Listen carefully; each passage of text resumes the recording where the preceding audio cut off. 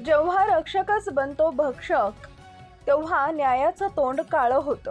फलटणच्या उपजिल्हा रुग्णालयातील एक महिला डॉक्टरनं आत्महत्या केली आहे, पण ही केवळ आत्महत्या नाही, ही व्यवस्थेच्या विकृतीवरचा आरोप आहे।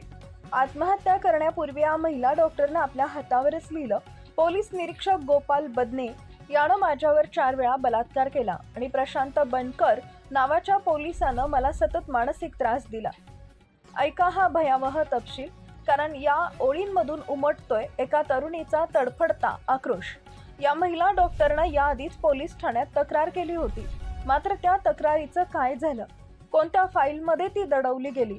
कोणाच्या आदेशानं ती कारवाई थांबवली गेली? दरम्यान नागरिकांचा संताप उफाळून आलाय। एक नागरिक म्हणतो, जर पोलीसच बलात्कार करणार तर नागरिक न्यायासाठी कुठं जाणार?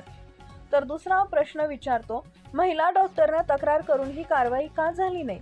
कोण पाठीशी घालते या गुन्हेगार पोलिसांना? हा प्रकार केवळ एका डॉक्टरचा नाही, हा प्रत्येक महिलेला हादरवणारा आहे। जेव्हा पोलीस ठाण्यात भीतीचं ठिकाण बनतं, तेव्हा लोकशाहीचं संरक्षण कोण करणार? महिला सुरक्षित नाहीत, न्याय प्रक्रिया थांबली आहे आणि शासन गप्प आहे। या घटनेनं संपूर्ण महाराष्ट्राच्या अंतःकरणात वेदना निर्माण केल्या, पण आता ही वेदना आंदोलनात रूपांतरित व्हायला हवी। कारवाई नको, उदाहरण घडवावं लागेल।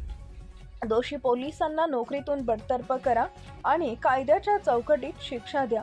जो रक्षणासाठी शपथ घेतो आणि भक्षण करतो तो पोलीस नाही, तो गुन्हेगार आहे।